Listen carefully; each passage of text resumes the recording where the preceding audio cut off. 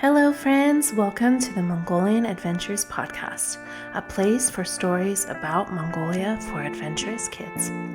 Get comfortable, snuggle in, and let's begin. Let's begin. The sun was just starting to come up. Minjin could hear the noises of the market beginning to wake up all around her. Swoosh, whoosh, swoosh went the scratchy brooms across the dirt floor.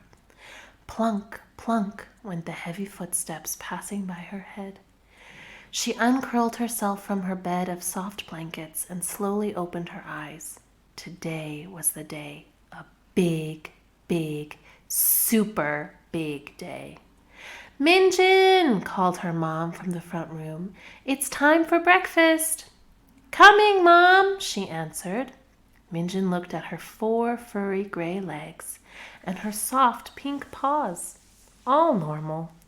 She inspected her long gray tail. Still there. Still the same. Minjin wiggled her whiskers on her nose. All there. All still wiggly. It was her 10th birthday, but she hadn't changed one bit. What was the point of a birthday if there wasn't any magical growth or a new hair color? How would anyone even know today was the first day of her big adventure? Minjin pulled on bright pink socks, a rainbow sparkle dress, and her favorite polka dot headband.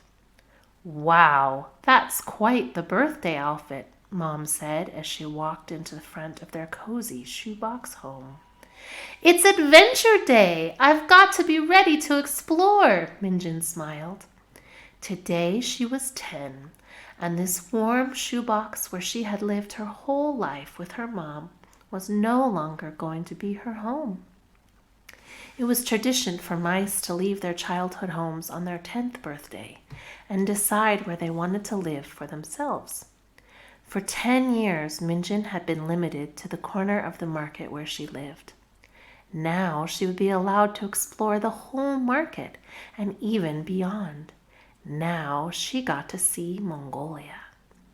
After her birthday breakfast, Minjin gave her mom a big hug and pulled her hiking backpack on. The smells of the market called to her. Her stomach flip-flopped with nervousness, but she knew it was time. The knock on the door came just as she took a deep breath. Minjin opened the door and found herself whisker to whisker with a very serious mouse, clipboard in his hand. He had on a smart red bow tie and the official mouse market uniform of black pants and a white t-shirt.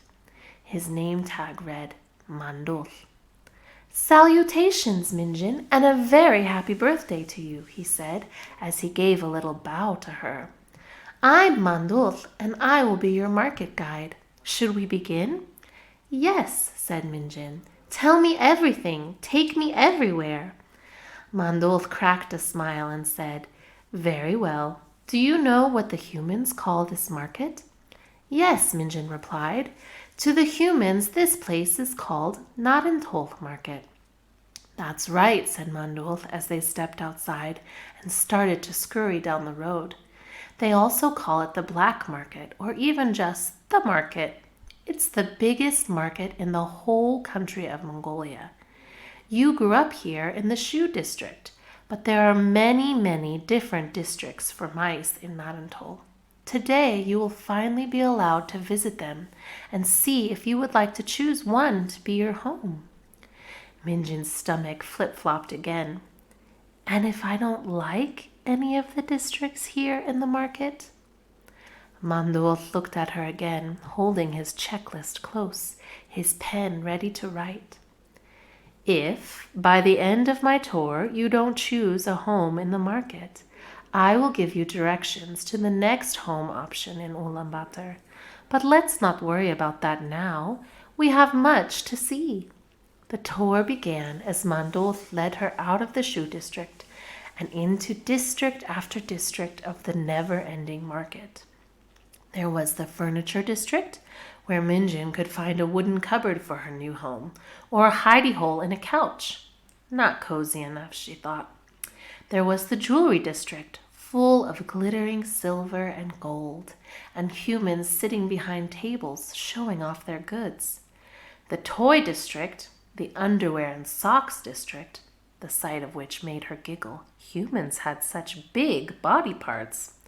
The outdoor camping district, the suitcase and bag district, which held a certain appeal for its large variety of possible homes, the stationery district, the carpet and curtains district, the appliances and electronics district, and on it went.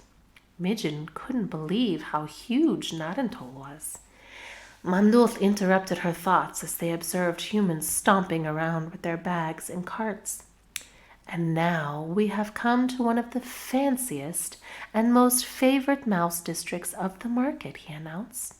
The food district, he swept his tail with a flourish and looked at her expectantly. What do you think? Minjin took a deep breath. Smelling the big smells of cabbage, onions, and heavy bags of flour. I love food just like any mouse, she said, but I want adventure, not competition with all of the other mice. There are too many of us here. Well, almost 100,000 humans come into Narantuul each day.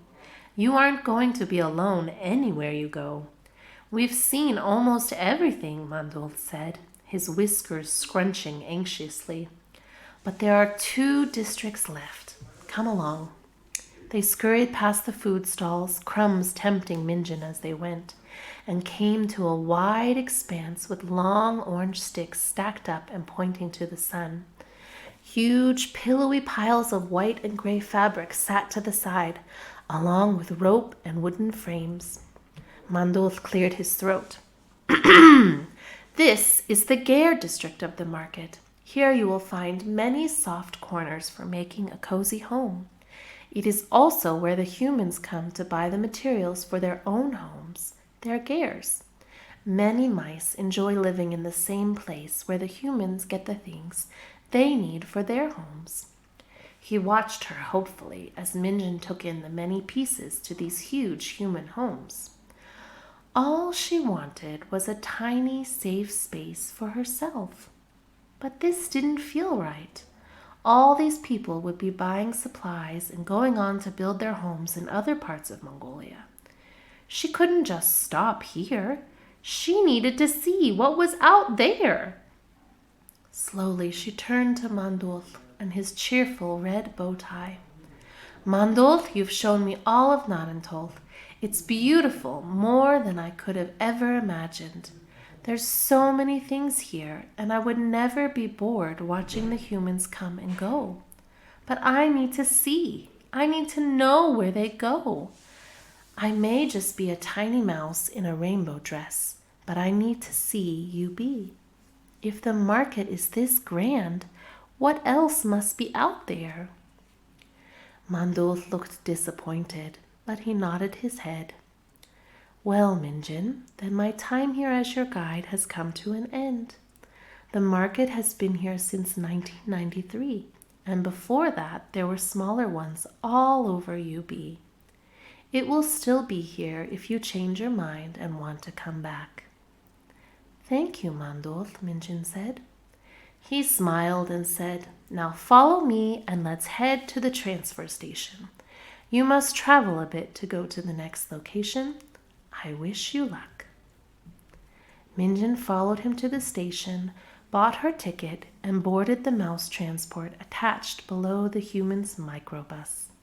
From her seat next to the massive black tire, she could hear the humans shouting their destination. On they would go.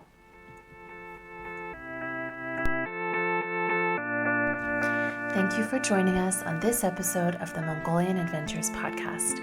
You can find more information about the podcast as well as lesson plans for educators at www.mongolianadventurespodcast.com. You can follow us on Facebook, Instagram, and YouTube at Mongolian Adventures Podcast.